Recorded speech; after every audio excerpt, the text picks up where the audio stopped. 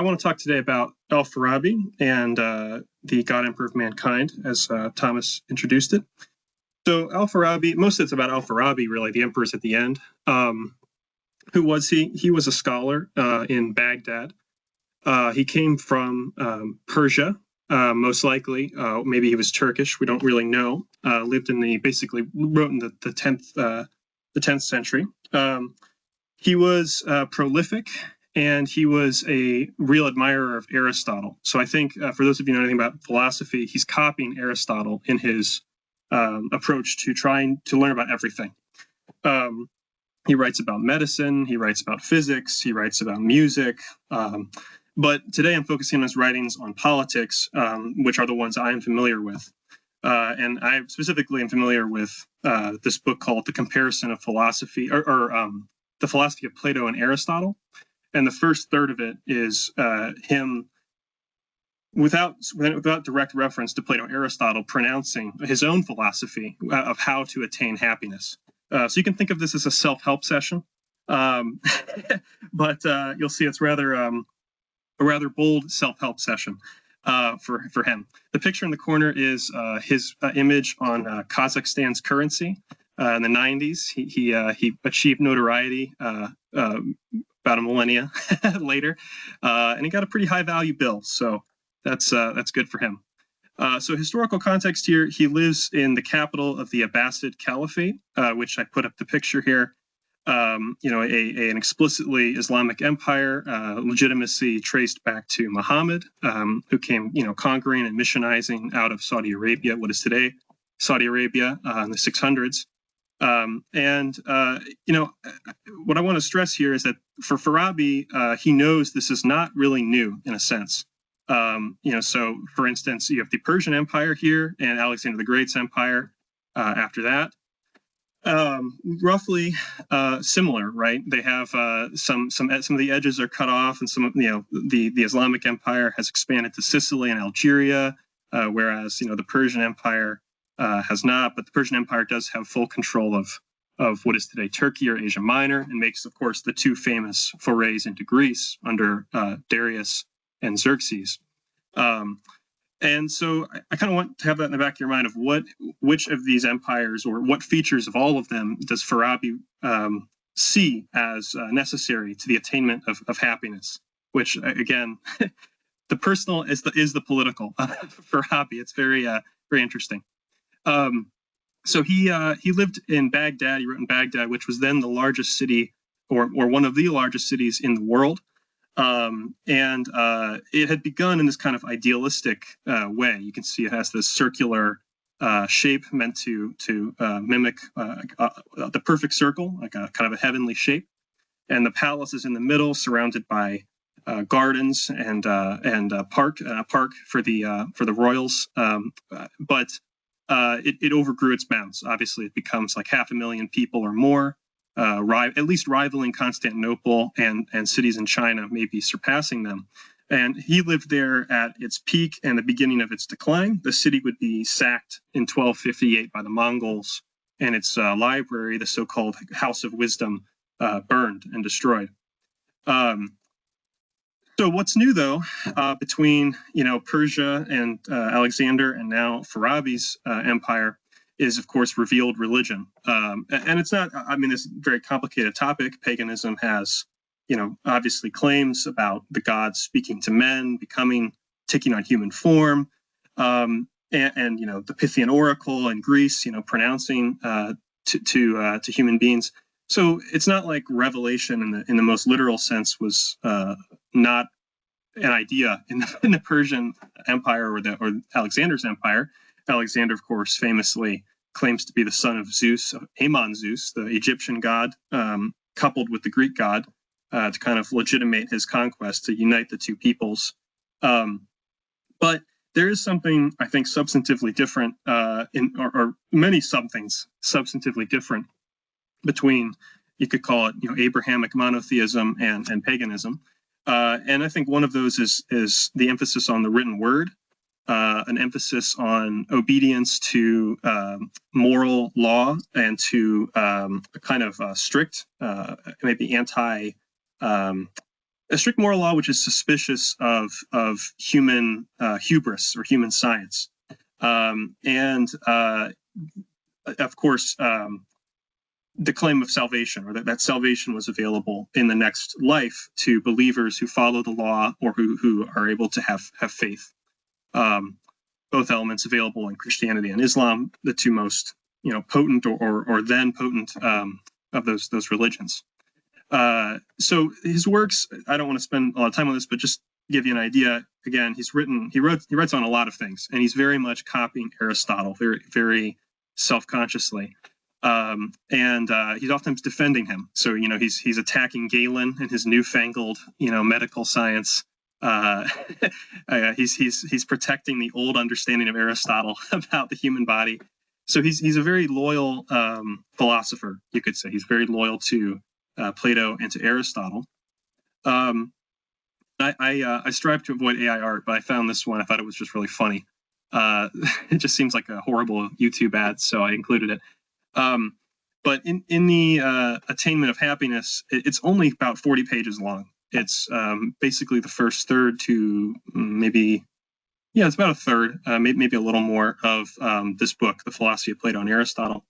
And it's only 64 sections, which in the English translation is paragraphs. And I don't speak or read Arabic. I've only read the translation, so take that for what it's worth. But it's well, let's just get into it, so we can get to the 40K part. So in the book, it starts off really, you might say, not only slow but stultifying.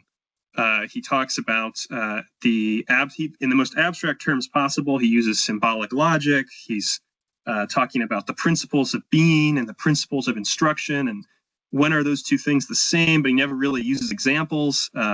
It really is talking about the difference between mathematics, which we know perfectly because the principles of being, the actual thing itself, is identical to the principle of instruction. Like, in other words, we're discovering it or creating it with our own minds, and therefore it's all available to us in a way that knowledge of physics, metaphysics, becomes more and more tendentious or more and more difficult to grasp. And he moves. I kind of confused my slides, so I apologize. I'll go to this one for a second.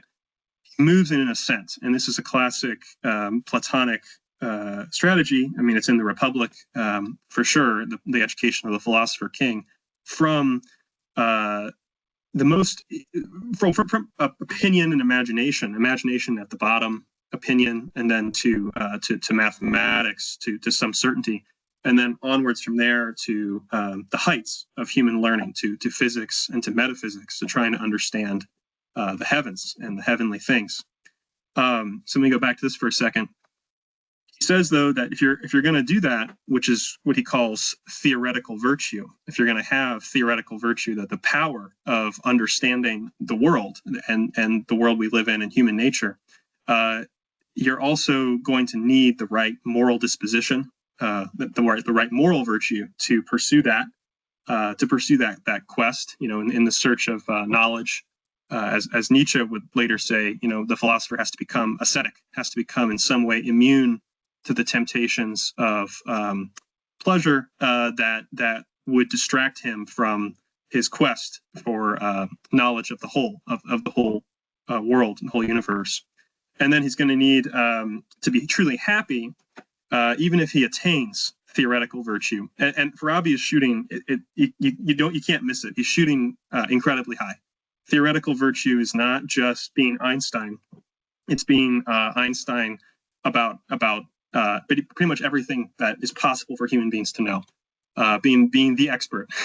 And similarly, moral virtue, is it requires for him, the height of it, a kind of self-restraint and loyalty to an ideal, you might say, of like a saint, like a Catholic saint.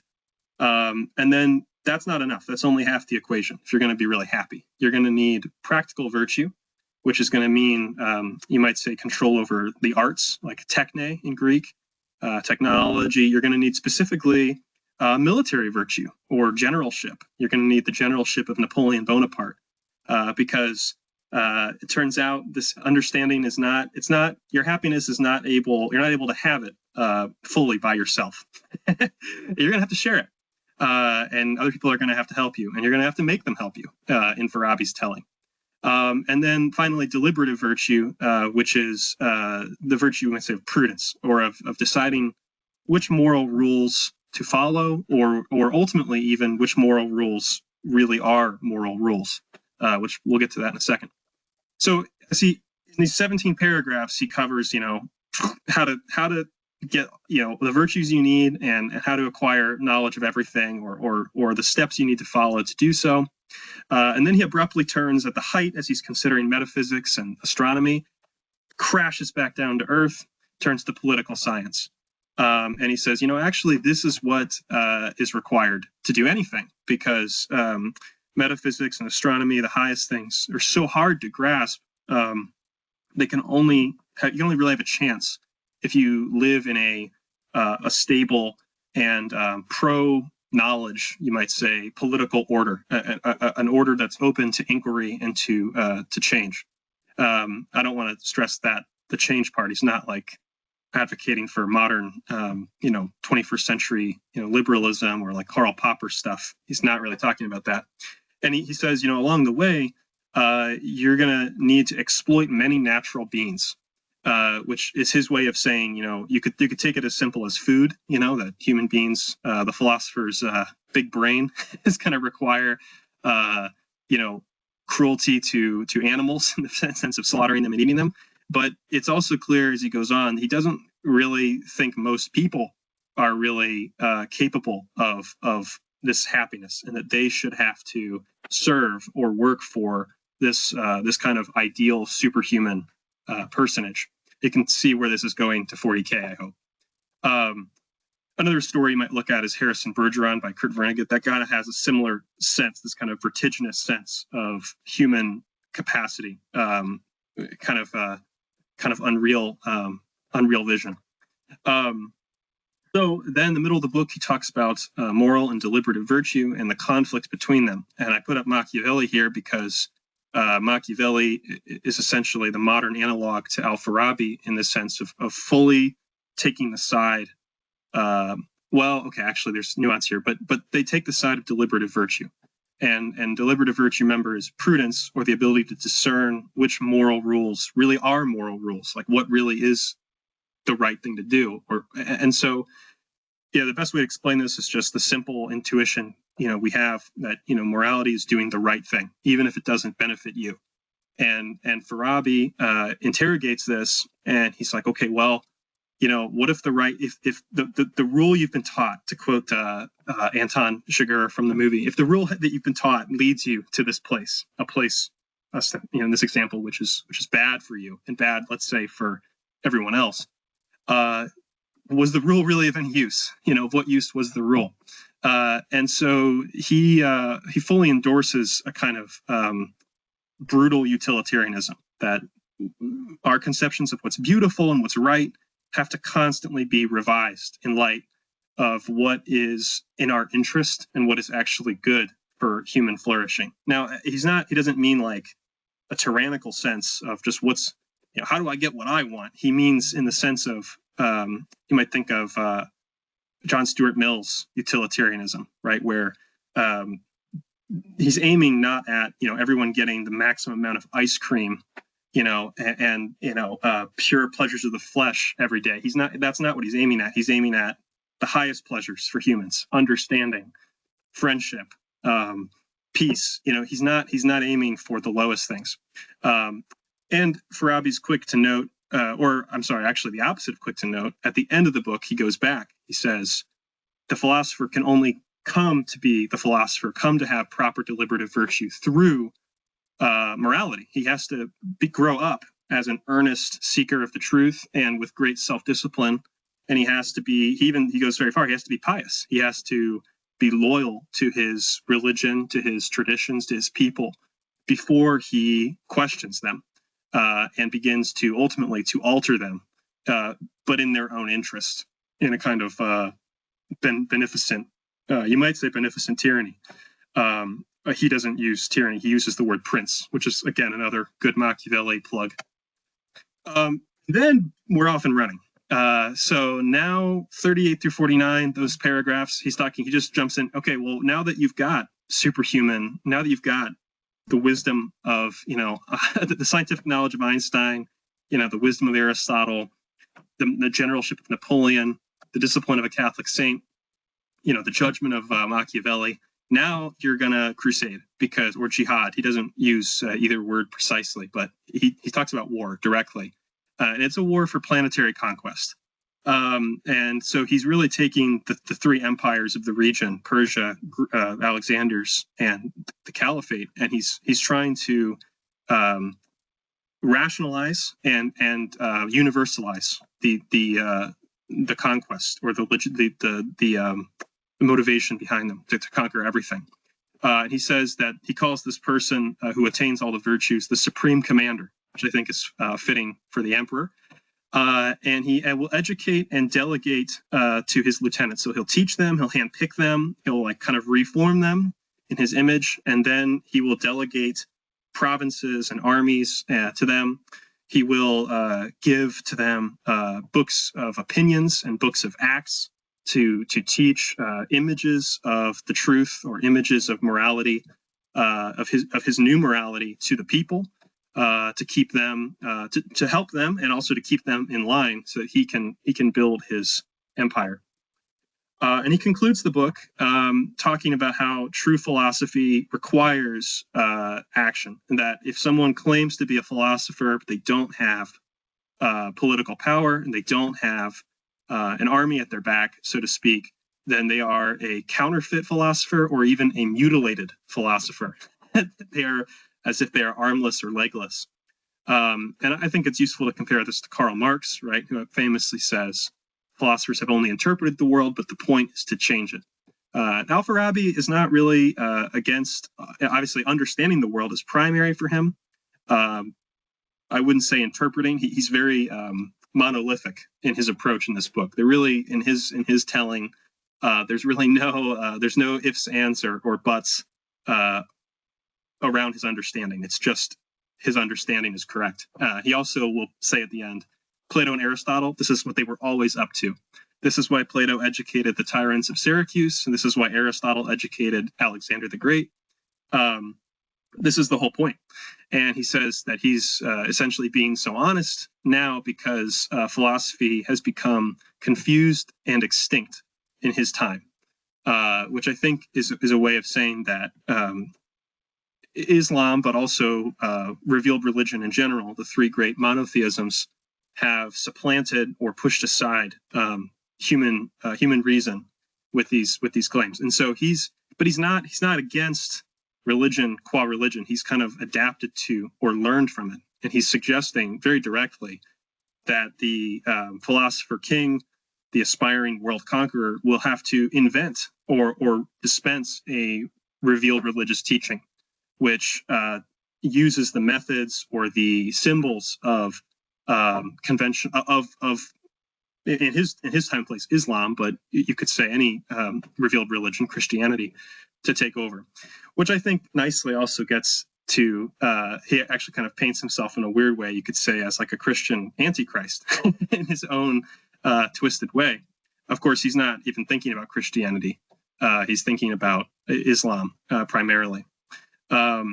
So let's talk about the God Emperor of mankind in this context. Does he have? Farabi also says that his teaching comes through Plato and Aristotle, but its origins are in ancient sages of the Near East, the ancient Near East in Iraq, the Chaldeans he mentions. So I think that's a funny connection to the old lore of the emperor, who is supposedly, in 8000 BC, created by the ancient sages of the ancient Near East, who pour their souls into him and create him. So does he have that wisdom of the ancients? You bet he does. Does he have mastery of theoretical science? Yes.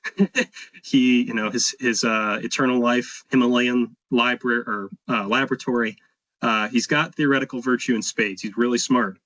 Does he have a kind of self-mastery, kind of morality? He's not out for his own transient bodily pleasure, like a kind of prototypical tyrant.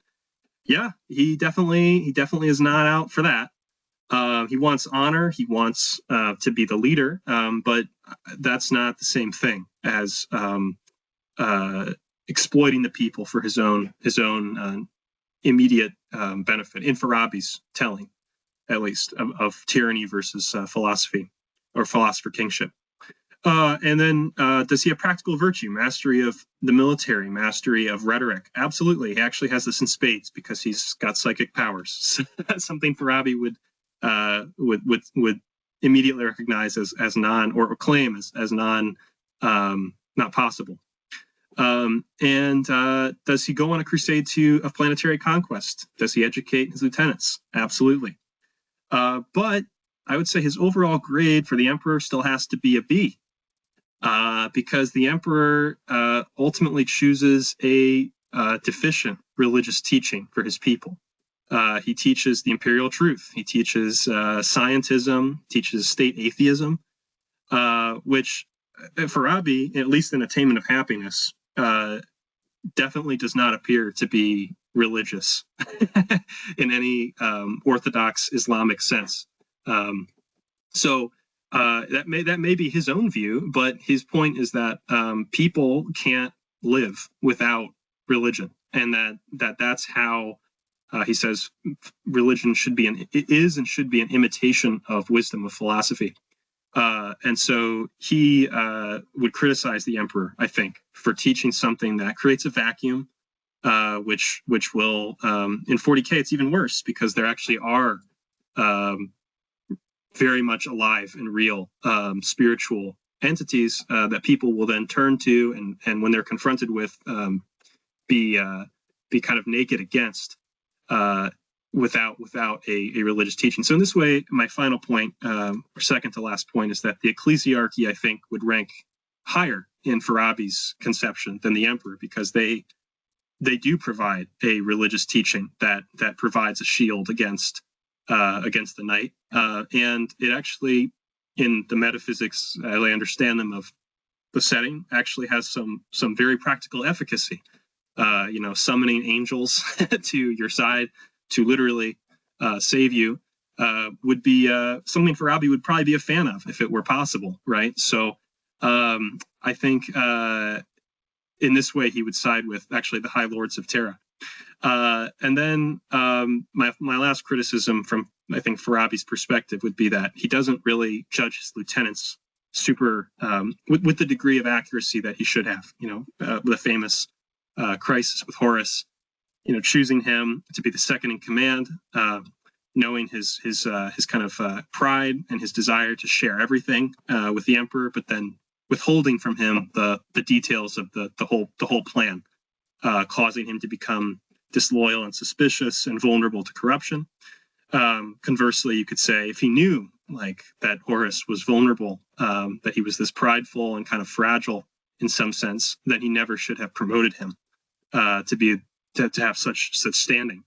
So anyway, I think he still gets a B, but I think Farabi would have some strong criticisms of His Majesty, which might land him in trouble. But yep, that's what I've got. So if you'd like to ask me some questions, that'd be fun.